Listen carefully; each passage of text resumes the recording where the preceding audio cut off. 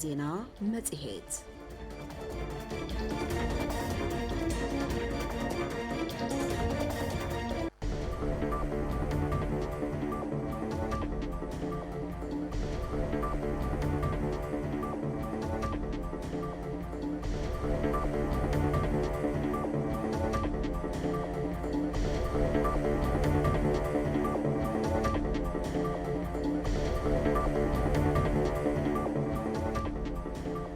سلام طعنا بلنا كبرى سماعتنا زي 104.4 راديو FM مقاليو زينا مزيد فليملو زينا مزيد زساعتها زينا تاتوش تعدن وصعنا كما أولنا بيزنس سبورت التقاليلو أبزي أب استوديو 104.4 راديو FM مقالة نزل زينا مزيد بممرح أنا برهان والداي مسارحتي ميري دموز بمداي تكنيك دما قشاو تفرع بحنساب لنا كرات سمعتنا ناب حترت زيناتاتنا قرمي مسكرنا دما قندي أرقست زيناتاتهم كان قدمينا سرعة بجتنا نمت راينا محبر قطباو صقاماتنا مقلالنا تحساب زقبر كرمتاو قبرنا مكا مرها قبرك السالتي لأنه وانا دايركتور بعلم الزلمات اتوت كل التقراي دكتور محرت بيانا ኢኮኖሚያዊ ተጸባይነት ምትራፍን አርሰ ምርኮሳ በምጥንኻር ካብቶም ገጢሞምና ዘለው ጸገማት ንምውጻእ ክንሰርሐልና ኢሎም ሓላፊ ቢሮ ንግድን ልምዓትን ዕዳጋን ትግራይ ዶክተር ረዳ በርሀ ብሰንኪ ኣብ ትግራይ ዝተፈጸመ ጽንተታዊ ኩናት ተዛዕነወ ስርዓተ ጥዕና ትግራይ ዳግም ንምሕባይ ክሎም ውዳውታ ጥዕና ምጥንኻር ከም ዘድሊ ምክትል ሓላፊ ቢሮ ጥዕና ትግራይ ተግራላይ ነጋሲ ተክለ ሃይማኖት ሓቢራ ካብ ዜናታት ወጻእ ድማ ማእኸል ምክልኻልን ምቁጻርን ሕማማት ኣፍሪካ ከም ዘፍለጦ ሰበስልጣን ጥዕና ኡጋንዳ ኣብ ዝገበርዎ ምክትታል ኣብ ልዕሊ ሓደ ህፃን ቀታልን ተመሓላላፍን ቫይረስ ማርበርግ ከም ዝተረኸበ ኣረጋጊጾም ኢሉ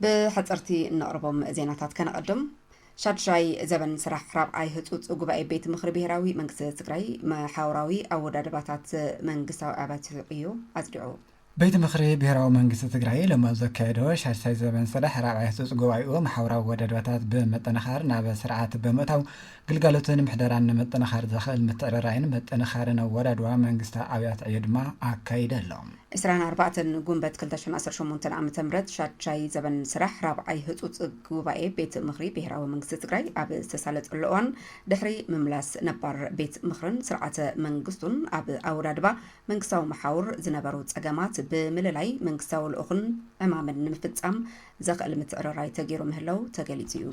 بريزيدنت بهراو كلاو منقست تግራይ دكتور دبرጽዮን ገብረሚካኤል ከም ዝበልዎ ሕተታት ግልጋሎት ህዝቢ ምላሽ ንምሃብ ኣብ ልምዓት ይኹን ሰናይ ምሕዳሩ ዝግበሩ ስራሕቲ ብዝግባእ ንምምራሕን ንምስላጥን ዝተወደወ ዓቕሚ ክዓርፎ ብምግባር ኣብ ድልየት ልምዓትን ሰላምን ተጠቃምነትን ንምስራሕ ዝዓለመ ምዃኑ ድማ ኣረዲዮም እዚ ምምሕያሽ ኣወዳድባ ቅድሚ ኩናት ወራር ብኣወዳድባ ከተማታትን ወረዳታትን ተጀሚሩ ዝጸንሐ ስራሕ ከም ዝኾነ ዘዘኻኸሩ ዶክተር ደብረጽዮን ኣብ ኣብያተ ዕዮውን ካብ 69 ኣብያተ ዕዮ በዓል መዚ ኤጀንሲ ኮሚሽን ኣብያተ ጽሕፈት ዝበሉ ውዳበታት ተመሳሳልን ተመጋጋብን ስራሕቲ ዘለዎም ብሓደ ክጥመሩን ብሓይሊ ሰብ ክትዓራረዩን ብምግባር ናብ 57 ብምጥማር ንምምዕራራይ ተወዲኡ ዝነበረ መጽናዕቲ ናብ ግብሪ ተኣትዩ ምህላው ገሊጾም مملاس منقسط تግራይ ቀልጢፍካ ወዳድባታት በመተዕራራይ ናብ ተግባራዊ ስራሕ በመእታው ወሃብቲ ግልጋሎት ስልጣንን ሓላፍነቶም ንፈሊጦም ስሩዕ ስርዓተ መንግስቲ ሒዞም ከኣትው ድሌትነት ተግባራዊ ክኸውን ዝተቃለሰ ህዝቢ ብምዃኑ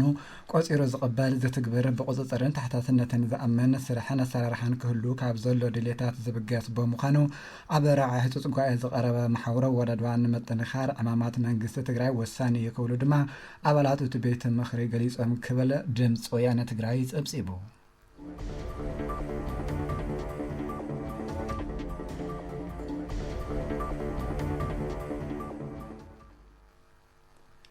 ኢኮኖሚያዊ ተጸባይነትን ምትራፍን ዓርሰ ምርኮሳ በመጠናኸር ካብቶም ገጢሞምና ዘለው ጸገማትን መውጻእ ክንሰርሕ ኣለና ኢሎም ሓላፊ ቢሮ ንግድን ልምዓት ዕዳጋን ትግራይ ዶክተር ረዳ በርሀ እቶም ሓላፊ ነዝበሉ እቲ ቢሮ ንግዲ ትግራይ ንምንቕቃሕን ምጥንኻርን መሰረት ገይሩ ኣብ ዝተዳለወ መድረኽ ተረኺቦም ኣብ ዘመሓላለፎ መልእኽቲ እዩ። መቐፀልታ ኣብ ልዕሊ ህዝቢ ትግራይ ዝተፈጸሙ በደላት ሓዘውን ናብ ትግራይ ክለኣኹ ዝግብኦም በጀትን ነዳድን ካልኦት ነገራትን ብምኽልኻል መንግስቲ ፌደራል ፅንታ ህዝቢ ትግራይ እናቐፀለ እዩ ዝበሉ ዶክተር ረድአ በርሀ ከም ህዝቢ ንኽንቀፅልን ኣጋጢሞምና ዘሎ ኩሎ መዳይ ዕፅዋ በዓርሰ ምርኮሰና ንኽንፈትሖን ክንምክቶን ድማ ኣብ ፍትሓዊ ንግዲ ትግራይ ምስራሕን ምጥንኻርን ከም ዘድሊ ድማ ገሊፆም ሰፊሕ ምንቅስቃስ ንግዲ ንክህሉ ምስራሕን ብፍላይ ድማ ኣብ ክረምታዊ ማእቶት ብዕቱብ ክንረባረብ ከም ዝግባእ ገሊፆም ህዝቢ ብኢኮኖሚያውን ብውዳውን ብምጥንኻር ካብቶም ዓሲሎምና ዘለዉ ፀገማት ፈንስሒኻ ምውፃእ ከም ዝከኣልን ካብ 4 ዞባታት ዝመፁ ሓለፍቲ ዘፈር መንግስታዊ ግልጋሎት ኣመራርሓን ሰሙያን ኣብቲ መድረኽ ምንቕላቕ ንግዲ ክረምታዊ መደባት እናተሳተፉ ከም ዝርከቡ ድማ ተገሊፁ እቲ መድረኽ ንግዲ ትግራይ ብምንቕቃሕን ብምጥንኻርን መኸተ ህዝቢ ትግራይ ንዕውት ብዝብል መሪሕ ሓሳብ ተሳሊጡ ክትብል መሳርሕትና ኪሮስ ሓድሽ ፀብፂባ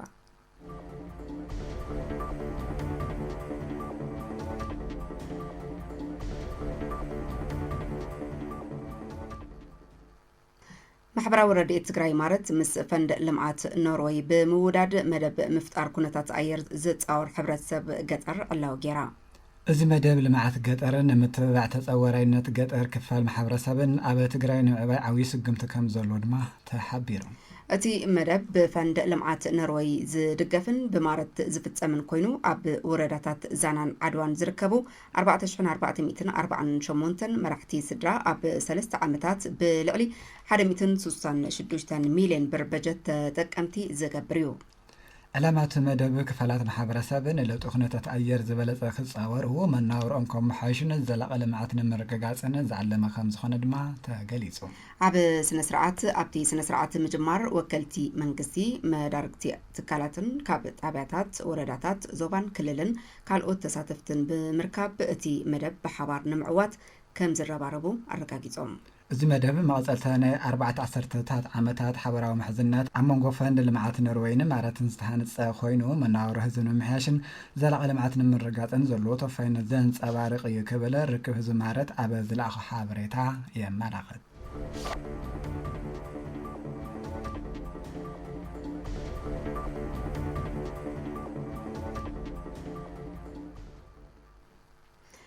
ብሓገዝ ዩኒሴፍ ዝተረኸበ በጀት ንካልኣይ ብርኪ ቤት ትምህርቲ ማይ ቅነጣል ንምሕዳስን ህንፀት ሓደሽቲ ክፍልታት መምሃሪ ንምክያድ ዝኽእል እምነሰረት ከም ዝተቐመጠ ተገሊጹ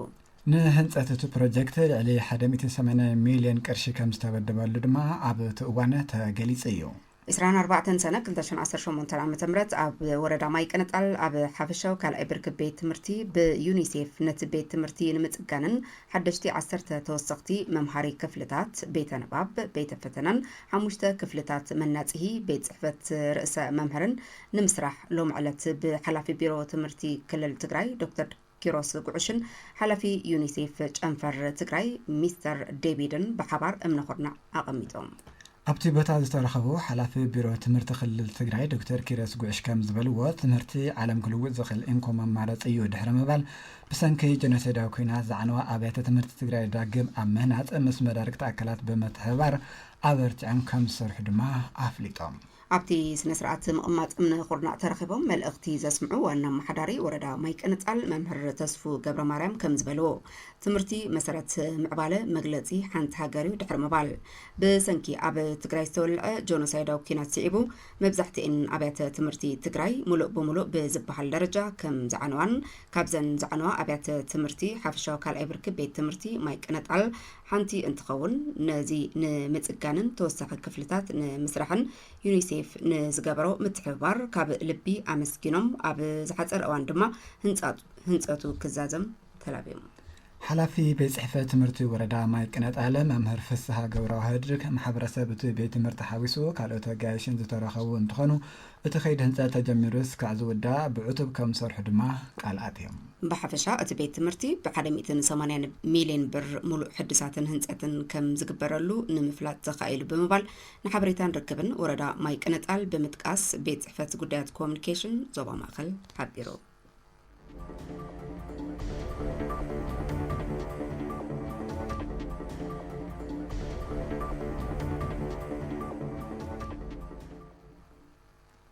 ኣብ ዞባ ሰሜናዊ ምዕራብ ትግራይ ከተማ ሽረ እንዳስላሴ ብልዕሊ 680 ሚልዮን ብር ወጻኢ ዝተሃነጹ ዝተፈላለዩ ፕሮጀክትታት ልምዓት ተመሪቖም 25 ሰነ 2018 ዓ.ም ካብ ዝተመረቑ ፕሮጀክትታት ልምዓት ዝርግሐ መስመራት መብራህትን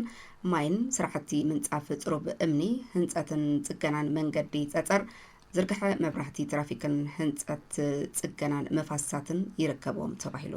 ንህንጸት እንቶም ፕሮጀክትታት ልምዓት ወጻኢ ዝተገበረ በጀት ድማ ሙሉእ ብምሉእ ካብ ቤት መዘጋጃታ ከተማ ዝተረኸበ ከም ዝኾነ ተሓቢሩ ኣሎ እቶም ፕሮጀክትታት ልምዓት ብሓፈሻ 622 ደቂ ኣንስትዮ ንዝርከብኦም 1162 ወገናት ዕድል ስራሕ ከም ዝፈጠሩ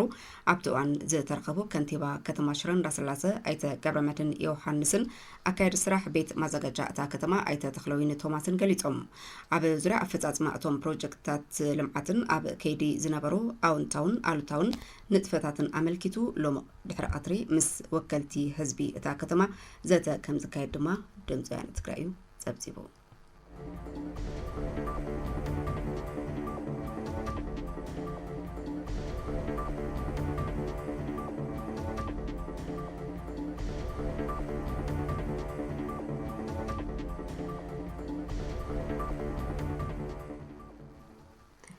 بحجز إفاد باكت أب مفراي نمجبي زوعلو فلستات بحبار صدب مناقصي ورداك تخليط أبع عوت بقالسي بسرعتهم صبولوتي يمزجبو كمزلو قاليتهم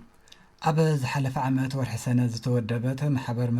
مفراي فلسي معبالة أب زحزوانة للإسران حمشت نشيح زتفرالي فلستات بمفلاس نمشت تقريبا كم زلانة تربحنتهم من مرقات ما تطوح بيتا فتر لهم كم زلو بمقلاس أب متأثر أدقا منقستك حقزهم كم زقبان أب قدا حقز نزقبر لهم إفاد بروجكت دما إفاد بروجكت باكت دما مسجينا مالو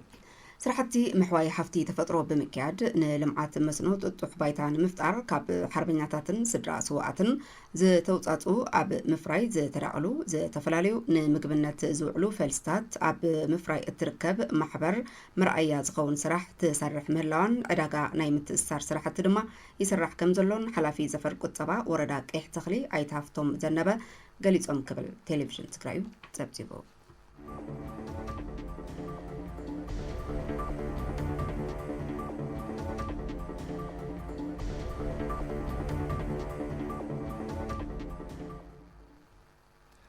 كرات سمعتنا زينا مصيت كاب 104.4 ريد اف ام مقليخم اب مكتتال تركبو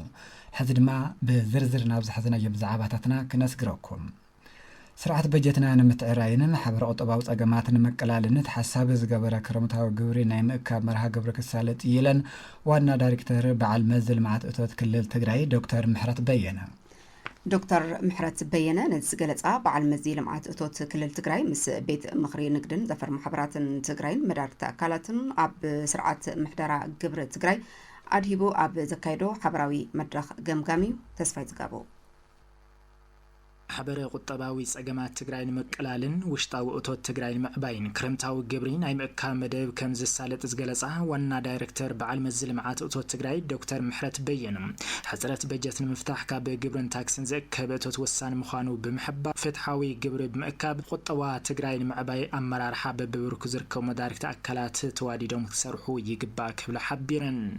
መድረኽ እዚ መቐፀልታ ናይቲ ክረምታዊ መደብ እኔና ተለይቲ ማእኸላይ ግብሪ ከፋላይ ዝበሃል ጅመራ ሓምለ ኣለና ንሱ ዝተፈላለዩ መድረኽ በብዘው ይካየደለይ ተመሳሳሊ ኣብዞም ዓበይቲ ግብሪ ከፈልቲ ጋና ቅድሚ ሕዚ እውን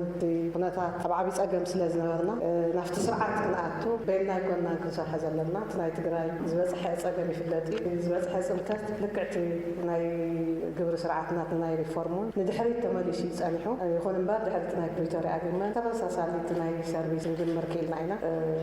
ተጀመረ ስራሕ ከም ዘሎ ኮይኑ ተለፍቶም عبيت الجبر خفلتي عاوزون جيوش مخلات تخلع زجمر سرعات إننا خنوالا دركنا تنايت جيوش سرعات تحت تكنولوجيا تتعب ترفع أساسمنت بعد خام مسرت جيكا جبر مخفل إذا حشينا خوينا رخينا مال نهاتنا جن نايبجت سجم ونيرنا في اللتي أو عبي سجم ينازلنا نايبجت حسرة نايبجتنا سرعات بتسرعات يكون متزلت هالكلنا ينازلنا زيرو ينازلنا لما سألي حواس كوتتون نايس نستور حز خبرة كبير كألنا بتوسخ دما سرعة بجت المتعرين حصرت فاينانس مقرافن قطوا بصقمات مقلالن تحساب زغبره كبقصال سمون جميرو كرمتاو مእካብ ገብሪ ከም ዝጀመር ዝሓበራ ዶክተር ምሕረት በየነ ብስንኪ ጸንተታው ኪናት ጉዳት ዝበጽሖ ስርዓት አክፋፍላ ገብሪ ትግራይ ናበንውር ንምምላስ ይስራሕ ዋላ ኳንታ አለው ተጸገም ሕዝውን ከም ዘሎ ኮይኑ ዝእከበ ገብሪ ሙሉእ ወጻታት ከም ዘይሽፍን አሚና ትኹረት ይምና ክንሰርሖሉ ይግባ ክብላ መላኺተን ስለዚህ ታይ ንገብር ዘለና ታናይ ዓሰምር ኮሳ ባዕልና ኢና ወጻኢ ዝሽፍን ንኽእል ካብ 65 ቢልዮን ኣብዚ ናይ ሕዝና በጀትና ተዳሊ ዘሎ ካበይና ክንረኽቦ ዘለና ካበይ ከይና ተኣከበ ጸኒሑ ትዝከብ ዝነበረ ግብሪ ኣይተንከፍናዮ ክንብል ንኽእል ኢና ብተለይ ላዕለዋይ ግብሪ ከፋላት ንኣቱ ስለ ዘለና እዚ ምሰማ ሓና ቻምበርና ሓድ ንረኽብ ዘለና ኣብ በብዞም ክቕፅል ኦዲት ጌርካ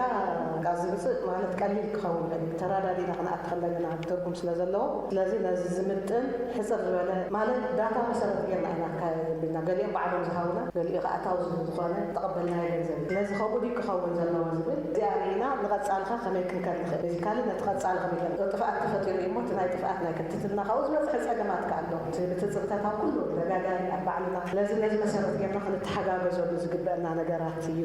بمدة دما أفت مدرخ ترخيبهم ريتهم زهاو تساتفتت مدرخ بوغنام كما زبلو بسنكي انتتاو كينات بالعلي نقادو تقرايز بصح عنوة كساران مع خلط زقابر مصنعتي بمكياد نقاداينا زلو سقمات فتشخة مفتحي عب محاو سقمات منوارو محبار حزون انتخونا من قسي كرخبو زقباءتاو نمركاب سرعات زلو تحزانا السرارحان بمتتتاو كونتات نقاداينا مع خلط زقابر السرارحان كم زقباء ملاخيتهم حزيز خونا لاي من قسنا أكالس صراحة بسم سنسس وصدق أكالس مية يوصل فلتوا يخون لو يوصل ويكاوزون عكرا يسمع إحنا لكم تسمعون كنت زيكم مال أنا زعلان تايم خونا لو أنا زعلان هافت نختارس وتشوف نتات نختار اللي خلنا ولا كذا وتشوف نتات نختار الطلبة صح وهافت خلقوي كاوزوا هافت قاع أتاوي من قصة كلهم عيننا هافتي كركولهم زخلوا من جتات ندحر عسها هافت خطرك يدخل هافت خطرك تزينين كأتاوي أبزاي زوان كنا كذا ياو تحققوا كذا زبان كم تي عطوا لازم 7-8% خاطرنا وزاي كاسر حوزاي وينزل توريو عنيو تزريفو أكبر حاجة إذا تلزي زي ما أنا تديرو زي ما سمعت تديرو نايت نقدر إذا تسجل زمان أخذون نايت أم طلب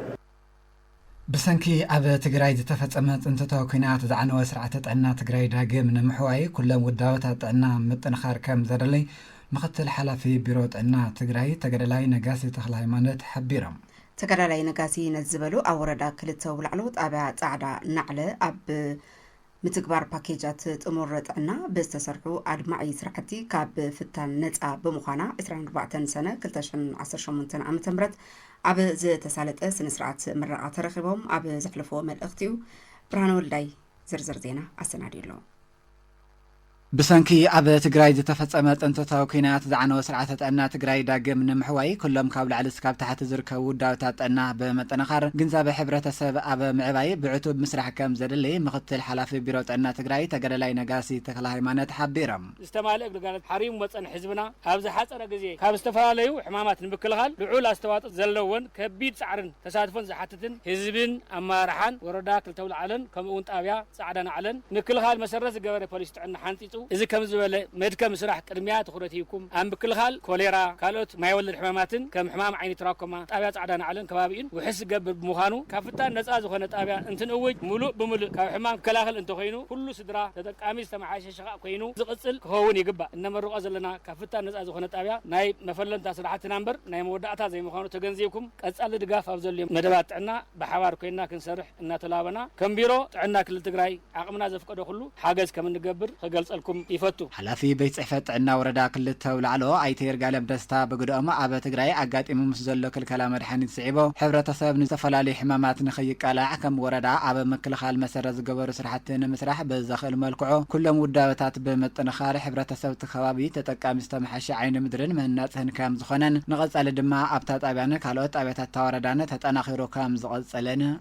قاليتهم توم ناي مكل خال سرحتها زبوهالو صريحة حبرة سبكا خوستو فلالي حمامات نتسا مقباريتو ናይ መጀመርያ ስራሕ ዝግበር ስነ ጽሬት ስራሕታት ሰሪሓ ማለት ልዕሊ 80% መሓላለፍቲ ሕማማት ዝበሃሉ ከም ውጻኣት ካልኦት ሕማማት ዓጊትና ያለና ማለት እዩ ኣብ ከይዲ ብዙሓት ነመርቆም ኩነታት እውን ኣለውና ከም ጣብያ ወዲ ኣብ ዝተረኸበትሉ ኩነታት ይንበር ብቐጻሊ እውን ላስፋሕፋሕና እንሰርሐሉ ኩነታት እዩ ኣብ መወዳእታ ኣብቲ ስነ ስርዓት ምረቓ ዘዘራረብናዮም ነበርትን ተጠቀምትን ዝተመሓሸ ዓይኒ ምድርን ካልኦት ፓኬጃት ጥዕናን ከመ ዝበልዎ ሓሚምካን መድሓኒትን ካልኦት ግልጋሎት ጥዕናን ዝወፅእ ወጻኢ ምስ ተጋጢሙ ዘሎ ኢኮኖሚያዊ ቅልውላው ከቢድ ብምዃኑ ውልቃውን ከባቢያውን ፅሬት ብምክያድ ካብ ፍታን ነፃ ዝኾነ ጣብያ ከም ዝፈጠሩን ንቐጻሊ እውን ኣጠናኺሮም ከም ዝቕፅሉሉን ኣረጋጊፆም ስንዳይ ሃይሉ ይበሃል ናርነቴ ጣብያ ጻዕዳ ናዕለ ቅሸት ጓጓ እየ ሽንቲ ቤት ይኹን መሕጸቢድና ይኹን ኩሉ ነገር ዳደረቅ ጓሓፍ ይኹን ዳፈሳስ ጓሓፍ ይኹን ተጥፋፊ ብምጽንሑ ብዙሕ ኣብቲ ጥዕና ጎዳነት ለለው ምዃኑ ኣነ ተገንዝየ ሕዚ ግን ደንባ ምፍላይ ሽንቲ ቤት መሕጸቢድ ዳደረቅ ጓሓፍ ዳፈሳስ ጓሓፍ ሰሪሕና እኒአና ውላድና ይኹን ባዕልና ይኹን ብጽቡቕ ተኸናኺልና እንድሕር ሒዝና ይኹንና እንድሕር ተጠቒምናሉ ኣብ ጥዕናና ካብ ሕክምና ምኻድ ኣብ ገዛ ከተኸላኸልካ ምንባር ምስ ስድራኻ ይምረጽ መራያ ሃይሉ ይበሃል እሸት ጓጓ ጣብያ ጻዕዳ ናዕለ ኮምፖስ እኒየና ደረቅ ጓሓፍ ለውን እኒየና ፈሳሲ ጠራቐም እኒየና ጥቕሙስ ንፈልጠና ብደንብ ማለት ለቃጻለ እውን ንሕና ላቃጸልና ሊና ንኸድም በላ ቀነስናሉ እንከን ይንኸል ጸጥታ ከተማ ብዘላቅነት ንምውሓስ ዝምልከቶም ኣካላት ኣብ ልዕሊ ገበነኛታት ግቡእ ስጉምቲ ክወስዱ ይግባእ ክብሉ ዘዘራርብናይ ወገናት ገሊጾም ካብዚ ሓሊፉ ሓበሬታ ብምዝባ ኣብ ሕብረተሰብ ራዕዲ ዝፈጥሩ ኣካላት ትኩረት ክግበርን ሓበሬታ ኣብ ምዕቃብ ብዕቱብ ክስርሐሉ ይግባእ ኢሎም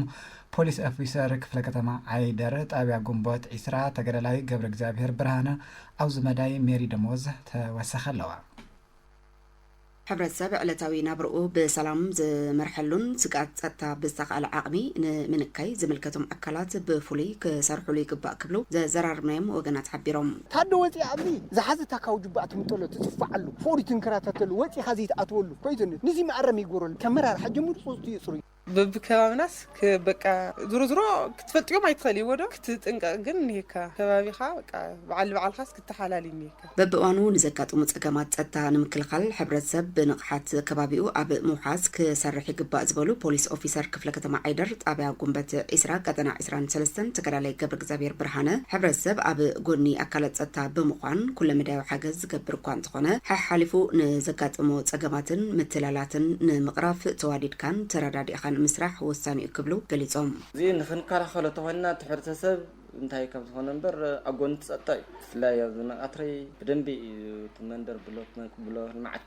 ኪሎ ብደንቢ ናይ ቃትሪ ሓለዋ ኣሎ ይስርሐሉ እዩ ማለት ምንም ዝፈልጥዎ ስለ ዘይብሎም እዚ እውን በብመንደርና ዘለዉ ሽማግለታት ብደንቢ ናብ ዝምልከቶ ኣካል ደው ኢሎም ክስርሐሉ ዘለዎ እንበይ ሕብረተሰብ ኣብቲ ጎኒ ጸጥታ እዩ እንተስ ብገንዘብ እንተስ ብግሎቱ ኣብ ጎኒት ጸጥታ እዩ ካብዚ ሓሊፉ ሓበሬታ ምዝባዕን ኣብ ሕብረተሰብ ራዕዲ ዝፈጥሩ ኣካላት ምህላዎም ብምግላጽ ሓበሬታታት ብዝግባእ ኣብ ምዕቃብ ዝምልከቶም ኣካላት ፍሉይ ትኩረት ብምግባር ክሰርሕሉ ይግባእ ክብሉ መልእኽቶም ኣሕሊፎም ሕብረተሰብና ዘሎ ዝምልከቶ ኣካል ኣብ ላዕሊ ዘሎ ኢንፎርሜሽን ምዕቃብ እውን ከድሊ ኢንፎርሜሽን ምዕቃብ ነድሊ ንሕና ገና ቅድም ምስማዕና ሕብረተሰብ ይቀዲሙ ፀኒሕ ተገኝ ምረቱ ዝምልከቶም መራርሓ ዝበሃለው ዝተፈላለየ ቀጠናታት ዝተፈላለየ ብሎካት ነበርቲ እንዲዮም ኣብኡና ሓደ ሰብ የውግዕዎ ናት ዘርዘረት እያ ትወፅእ ስለዚ ኣትኮን ተኾይና ግን ፍላይ ላዕሊ ዘሎ ዝምልከቶ ኣካል ተኾይኑ ዋዕላ ዝወዓለሉ ኣኸባ ኢንፎርሜሽን ምዕቃብ ይድሊ እንተስ ንሰላም ይኹን እንተስ ንግዛዕ ይኹን ዝተኣኮ ኣኸባ ኢንፎርሜሽን ምዕቃብ ተድልያ ተሓደ ጥዕወግዕ ኣብቲ ኣተፅተላ تحمق قاعد تحت تدميرات تدمير بس تحت نخيلات وص لذي زي أن جرات خلنا خبابينا خنا وحيس كن جرات خلنا زلوا من سي زلوا نعرف حرة سي توديو كات أساسيرك خبابيك حلاوي بب مع التخم وصايا كم زان خبع عين ورد محلاوي وليس اللي صار اللي الكحرة سكرس يقول نابل زينات توصى سجرنا ማእኸል ምክልኻልን ምቁፅፃርን ሕማማት ኣፍሪካ ከም ዘፍለጦ ሰበስልጣን ጥዕና ኡጋንዳ ኣብ ዝገበረዎ ምክትታል ኣብ ልዕሊ ሓደ ህፃን ቀታልን ተመሓላላፍን ቫይረስ ማርበርግ ከም ዝተረኸበ ኣረጋጊፀ ኢሉ ብሓይልታት ሩስያ ኣብ ልዕሊ ኩዩብ ዝተፈፀመ ሰፊሕ መጥቃዕቲ ሰብ ኣልቦ ነፈርትን ሚሳኤላትን ብውሕዱ 18 ሰባት ተቐቲሎም ናይ ዝብሉን ካልኦትን ዜናታት ወፃኢ ድማ መሳርሕትና ቢንያም ሃይላይ ከም ዝስዕብ ከቕርቦ እዩ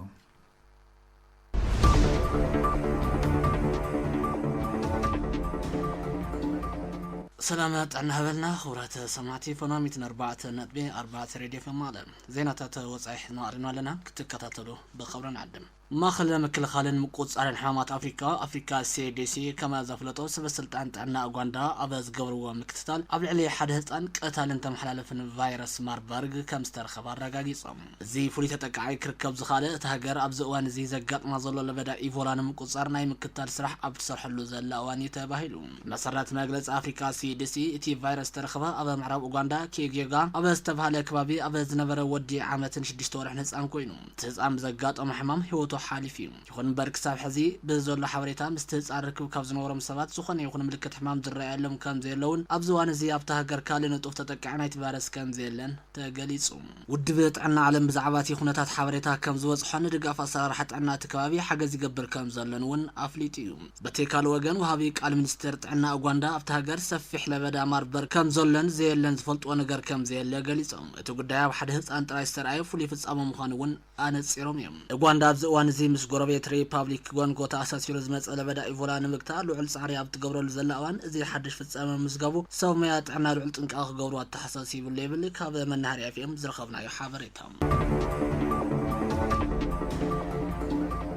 ጋና ሓደ ዜጋ ኣብ ደቡብ ኣፍሪካ ብሰንኪ ዝተልዓለ ኣንጻር ስደተኛታት ዘቕንዐ ተቃውሞ ምስ ተቐትለ ሙሉእ ግልፅን ዝቐልጠፈን ምርመራ ክግበር ተሓትት ኣላ። ሚኒስትሪ ወፃኢ ጉዳያት ጋና ንሰበስልጣን ደቡብ ኣፍሪካ ወግዓዊ ተቃውሞ ከም ዘቕረበን እቶም ተሓተቲ ተታሒዞም ክኽሰሱን ይፅውዕ ኣሎ። ኣብ ርእሰ ከተማ ጋና ኣክራ ሕብረት ኣፍሪካ ኣብ ልዕሊ ዜጋታት ሃገራት ኣፍሪካ ኣብ ደቡብ ኣፍሪካ ብተደጋጋሚ ዝፍጸም ናይ ጽልኢ መጥቃዕትታት ኣመልኪቱን ዝቐረበሉ ጥርዓን ህፁፅ ስጉምቲ ክወስድ እውን ተላብዮም እዮም። ሬሳ እቲ ጉዳይ ናብ ሃገሩ ንምምላስ ምድልዋት ይግበር ከም ዘሎ ክግለጽ ከሎ ኣብቲ ሃገር ዘሎ ዜጋታት ድማ ንቑሓት ክኾኑ ካብቶም ልዑል ሓደጋ ዘለዎም ቦታታት ክርሕቁን ሓደጋ እንተገጢሞም ድማ ምስ ላዕለዋይ ኮሚሽን ክራኸቡን ተማዒዶም ኣለዉ ይብል ጸብጻብ ዶይቼ ቬለ። ኣሜሪካ ኣብ ስዑድ ዓረብ ዘለዎ ወተሃደራዊ ህላወ ንምንካይድ ወይ ድማ ገለ ካብ ወተሃደራዊ ሓይልታት ካብቲ ሃገርን ካልእ ንምጉዓዝ ትሓስብ ከም ዘላ ዋል ስትሪት ጆርናል ጸብጺቡ። ኣሜሪካ ኣብ መንጎ ዋሽንግተን ሪያድን ዝተፈጠረ ውጥሪ ስዒቡ ነዚ ስጉምቲ ክትወስድ ትሓስብ ከም ዘላ ይግለጽ። ኣብ መንጎ ክልቲአን ሃገራት ብሰንኪ ኩናት ኢራንን ድሕነት ናይተን መጻወ ሆርሙዝ ዝሓልፋ መራኸብን ዝያዳ ውጥሪ ወሲኹ እዩ። ብመሰረት ዋል ስትሪት ጆርናል ዝረኣናዮ ጸብጻብ መጻወ ሆርሙዝ ክፉት ምዃኑ ንምርግጋጽ ልዕሊ 100 ወተሃደራት ነፈርቲ ኣሜሪካ ካብ ወተሃደራዊ ማዓስከራትን መራኸብን ኣብ ማእኸላይ ምብራቅ ከም ዝነፈራ ይሕበር። እዚ ተልእኾ ካብ ስዑድ ዓረብ ዘይተጸበዩ ዕንቅፋት ከም ዘጋጠሞ እቲ ጸብጻብ ይሕበር። ኣብዚ ምውፋር ወተሃደራዊ ማዓስከራት ስዑድ ዓረብን ክላየር እቲ ሃገርን ልዑል ታራ እኳ እንተሃለዎም ሪያድ ግን ምስ ዋሽንግተን ምትሕባር ኣብይ ኣለም። እዚ ጉዳይ ብቐረባ ዝከታተል በዓል ስልጣን ኣሜሪካ ንጋዜጣ ዎል ስትሪት ጆርናል ኣብ ዝሃቦ ሓበሬታ ተቃወምቲ ስዑድ ዓረብ ነቲ ስርሒት ፕሮጀክት ሓርነት ዝብል ስያመ ዝተዋህቦ ምውፋር ኣሜሪካ ክተቋረጽ ከም ዘጋደድዋ ገሊጹ እዩ። እቲ ብፕሬዚደንት ዶናልድ ትራምፕ ዝተኣወጀ ስርሒት መራኸቢ መጻወ ሆርሙዝ ክሓልፋ ንምፍቃድ ዝዓለመ እዩ። ኣሜሪካ ነቲ ስርሒት ብፍርቂ ልባ ከም ዘብቃዕቶ ድማ ይንገረሎም። ኣሜሪካ ኣብ ስዑድ ዓረብ ዘሎ ወተሃደራዊ ህላወ ንምንካይ ወይ ድማ ገለ ካብ ወተሃደራዊ ሓይልታት ካብ ስዑድ ዓረብ ወፂኣ ናብ እስራኤል ወይ ድማ ዮርዳኖስ ንምጓዓዝ ትሓስብ ከም ዘላ ዋል ስትሪት ጆርናል ጸብጺቡ። ብተወሳኺ ኣብዚ ጉዳይ ናይ መወዳእታ ውሳነ ከም ዘይተበጽሐ እቲ ጸብጻብ ይሕብር ኣሎ። ኣሜሪካ ሰራዊታ ክትስሕብ ቅድሚ ምውሳና ኣማራጽታት ትሓስብ ከም ዘላ እውን ተገሊጹሎም። ብሓይልታት ሩስያ ኣብ ልዕሊ ኪየቭ ብዝተፈጸመ ሰፊሕ መጥቃዕቲ ሰብኣልዎ ነፋሪትን ሚሳይላትን ብውሕዱ 18 ሰባት ተቃቲሎም ብዘይካቶም በቲ መጥቃዕቲ ዝሞቱ ሰባት 9 ሰባት ከም ዝቆሰሉ ይግለጽ። ሓላፊ ወተሃደራዊ ምሕዳር ኪየቭ ታይሙር ትካቸንኮ ዝበዝሖ ግዳያት እቲ መጥቃዕቲ ህጻናት ምዃኖም ገሊጹ እዩ። ብዙሓት ነበርቲ እውን ተመዛቢሎም እዮም። እቲ መጥቃዕቲ ንልዕሊ 11 ሰዓታት ከም ዝወሰደ ዝግለጽ ኮይኑ ኣብ ኪየቭ ትርከብ BBC ትማሊ ረቡዕ ምሸት እውን ዓው ዝበለ ፍንጀላታት ከም ዝሰምዐት ገሊጻ። ከንቲባታ ከተማ ቪታሊ ክሊችኮ እቲ መጥቃዕቲ ኣብ ልዕሊ ርእሰ ከተማ ዩክሬን ከቢድ መጥቃዕቲ ብምባል ዓርቢ መዓልቲ ሓዘን ምዃንና ኣውጁ እዩ። እቲ ከንቲባ ብተወሳኺ መደበር ኣምቡላንስ ካብቶም በቲ መጥቃዕቲ ዝተሃስዩ ቦታታት ሓደ ምዃኑ ገሊጹ። ዩክሬን ሩስያ ንሲቪላዊ ሰፈራታት ዕላማ ገይራ ክትብል ድማ ከሲሳ። መስኮ ብወገና ነቲ ኣብ ልዕሊ ሲቪላዊ ትሕተ ቅርፂ ሩስያ ዝተፈጸመ መጥቃዕቲ ሕነን ምፍዳይ ነቲ መፍራጽ ዋር ዝበሎ ስጉምቲ ከም ዝወሰደት ገሊጻ። ወሃቢ ቃል ክረምሊን ዲሚትሪ ፔስኮቭ ንጋዜጠኛታት ኣብ ዝሃቦ መግለጺ ሩስያ ነቲ ዘቐመጡ ዕላማ ንምዕዋት ኣብ ልዕሊ መንግስቲ ኪየቭ ጸቕጢ ክትውስኽ እያ ኢሉ። ሓይሊ ኣየር ዩክሬን ከም ዝሓበሮ ሩስያ ኣብቲ ዘጋጠመ መጥቃዕቲ 74 ሚሳይላት ከም ዝተኮሰትን 496 ሰብኣልዎ ነፈርቲ ከም ዘውደቐትን ሓቢሩ። ይኹን እምበር መብዛሕትአን ብመከላኸሊ ኣየር እቲ ሃገር ከም ዝተዓገታን 25 ፕላስቲክ ሚሳይላትን 12 ሰብኣልዎ ነፈርትን ጥራይ 33 ዕላማታትን ምውቃዕ ከም ዝተጠቐማ ሓይሊ ኣየር ሓቢሩ። ኩረተ ሰማዕትና ንሳዕቲ ደናዮም ዜናታት ተወፃእነ እዚኦም መስ ነይሮም ንምክታልኩም ነመስግን።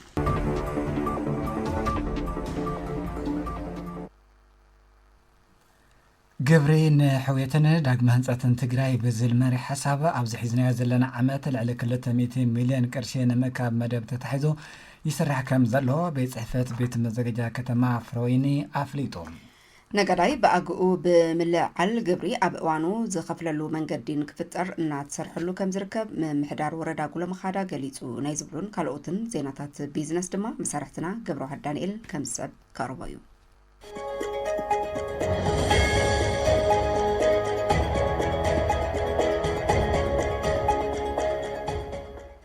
سلام تعنا هبلي كبرات سمعتي صبصات بيزنس زعلات حيزلكم قريب لخو نختكاتاتلني بخبر عدل جبرين حويتن داغ مهنصتن تግራይ بزول مري حساب اب كتما فروين نمدن فعتوت جبر استفلالي اكلات زتساتفو المدرخ مخكر تساليطو ابتي مدرخ مخكر استرخو كنتيواتا كتما ايت هنصا ولد جبريل كم زلو كما تغارغاطيمنا زلو قطو صغمات بعرس مركوسنا نمفتح وشطاو اتوتنا بيت مزاجاجا لمعت اتوتن كبرخ سلازلو اب زريازي ايحيلنا كنسرح يغبا خبل غليصوم ابتي مدرخ كاب استفلالي مدارتا اكلاتن امرار حودابتاتن سوميان استساتفو خوينم حلاف بيت صحفه لمعتوتات كتما فروين ايت تخلوين عرفاينا اب زسمع وزروا دما كاب بحت حمله 2018 عام تمره جميرو نغادو اكارويت ابايتن ستمنلهم غبر بوانن قفلو نغد فقاد كحدسن يغبايلم نزا فصم سوميا استوادد غلغالتن مهاب كل مدلواتم كم زوغن زغلصو ايت تخل برهان كما كتما ابز عامت 60 مليون قرشي كاب منغستاو اتوت اتاون مركاب يسرح كم زله دما غليصوم حلاف بيت صحفه مزاجاجا كتما فروين ايت غويتوم غبر يوحنس ابتي مدرخ مخكر ترخيوم اب زحلفو ملقت دما داغم هنصتن حويتن كتمኦም ንምርጋጽ ከመ ቤት መዘጋጃ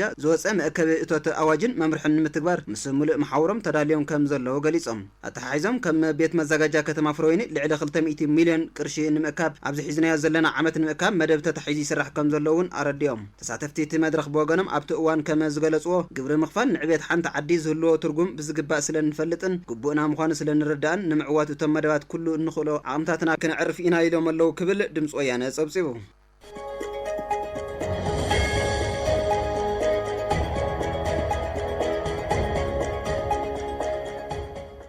نغاداي باغو بملعل غبري اب اوانو زخفللو منغد نخفطر ناتسرحلو كم زركم ممحدار وردا غوله مقدافليطو እዚ ዝተገልጸ ግብሪ ንዳግ ምሕወትን ህንጸትን ትግራይ ብዝብል መሪሕ ቃል ናይ ንግዲ እቶት ቤት መዘጋጃን ምልዓል መድረኽ ኣብ ዝተኻየደሉ እዋን እዩ ኣብቲ መድረኽ ተረኺቦም መኽፈቲ መደረ ዘስምዑ ዋና መሓዳሪ ጉለ መኸዳ ኣይተ ሃፍቶም ባራኽ ከም ዘሎ ኣብ 2019 ዓመተ ምህረት ልዕሊ 120 ሚልዮን ብር ከምኡውን ኣብዚ ክረምታዊ ናይ እቶት ንግድን 3.5 ሚልዮን ብር ንምእካብ ከም ዝስራሕ ብምሕባር ንእክቦ ግብሪ ከቢደ ናይ ኢኮኖሚያዊ ጸገም ገጢምና ኣብ ዘለናሉ እዋን ከም ዝኾነን ነዚ ተሓሳብ ዝገበረ ሰፊሕ ምልዓል ብምግባር ግብሪ ብእዋኑ ክእከብ ይግባእ ኢሎም እቶተ ብእዋኑ ምእካብ ዓርሰ ምርኮሳና ንምርጋጽ ክንሰርሕ ይግባእ ዝበሉ እቶም ዋና መሓዳሪ ብድምር ናይ ቅድመ ምድላው ስራሕቲ ብምስራሕ ኩሉ ኸፋለ ግብሪ ብዓርሰ ተበግሱ ንኸፍል ምስራሕ የድሊ ኢሎም መካየዲ ስራሕ ቤት መዘጋጃ ከተማ ፋጺ መምህር ከሰተ ተስፋ መስቀል ብወገኖም ኩሉ መዳዩ ናይ መሰረተ ልምዓት ይኹን ካልኦት ስራሕቲ ንምስላጥ ግብሪ ብእዋኑ ምእካብ ከም ዝግባእ ብምሕባር ተሓጋጊዝካን ተናቢብካን ብምስራሕ ዝሕሽ እቶትን ምእካብ ክንሰርሕ ይግባእ ኢሎም ተሳተፍቲ እቲ መድረኽ ብወገኖም ሕፅረት ሓይሊ ሰብ ናይ ትራንስፖርት ጸገም ናይ ማተርያል ጸገምን ጥቕማጥቕምን ኣብ ከይዲ ስራሕቶም ዕንቅፋት ክኸውን ከም ዝኽእል ብምሕባር ብኣግኡ መፍትሒ ክንናድየሉ ይግባእ ክብሉ ድማ ገሊጾም ኣብዚ ዓመት ኣብ ወረዳ ጉለ መኸዳ ካብ ፋይናንሳዊ እቶት 120 ሚልዮን ብር ቤት መዘጋጃ ከተማ ፋጺ 100 ሚልዮን ብር ቤት መዘጋጃ ከተማ ሰብያ 50 ሚልዮን ብር ኣታው ንምርካብ ትልሚ ሒዞም እናሰርሑ ከም ዝርከቡ ሓበሬታ ርክብ ወረዳ ጉለ መኸዳ ጸብጺቡ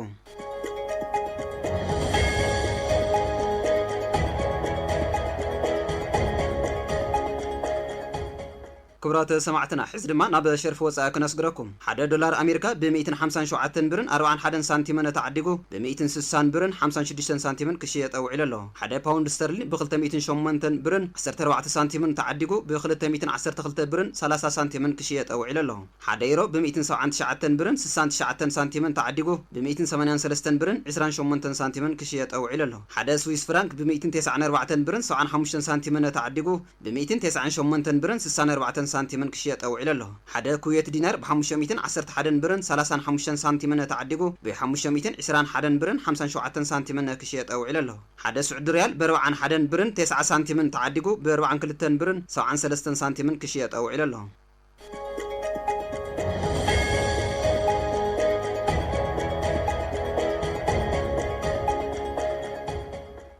ዋጋ ወርቅ እንትነረ ድማ በዓል 24 ካራት ወርቂ ንግራም 20,255 ብርን 46 ሳንቲምን ክሽየጥ ውዒሉ ኣሎ በዓል 21 ካራት ወርቂ ብ17,723 ብርን 53 ሳንቲምን ክሽየጥ ውዒሉ ኣሎ በዓል 18 ካራት ወርቂ ብ15,191 ብር ክሽየጥ ውዒሉ ኣሎ በዓል 14 ካራት ወርቂ ብ11,815 ብርን 68 ሳንቲምን ክሽየጥ ውዒሉ ኣሎ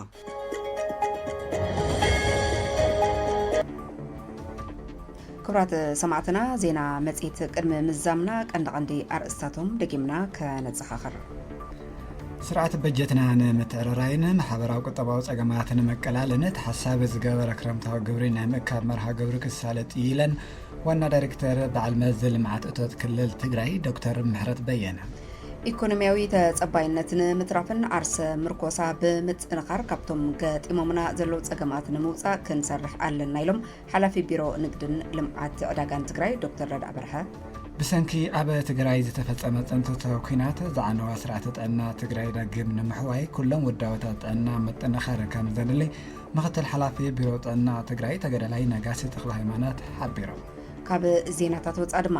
ማእኸል ምክልኻልን ምቁፅፃርን ሕማማት ኣፍሪካ ከም ዘፍለጦ ሰበስልጣን ጥዕና ኡጋንዳ ኣብ ዝገበርዎ ምክትታል ኣብ ልዕሊ ሓደ ህፃን ቀታልን ተመሓላላፍን ቫይረስ ማርበርግ ከም ዝተረኸበ ኣረጋጊፆም ኢሉ እዚኦምን ካልኦት ዛዕባታትን ካብ ዜና መጽሔት 104.4 ሬድዮ ኤፍኤም መቐለ ኣብ ምክትታል ጸኒሕኩም ክቡራት ሰማዕትና ምስ ዝተረፉ ምድለዋትና ሰናይ ምክትታል ክኾነልኩም ተመኒና ሰላም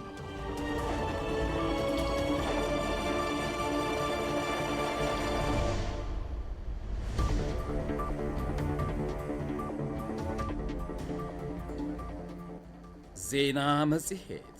ዜና መጽሔት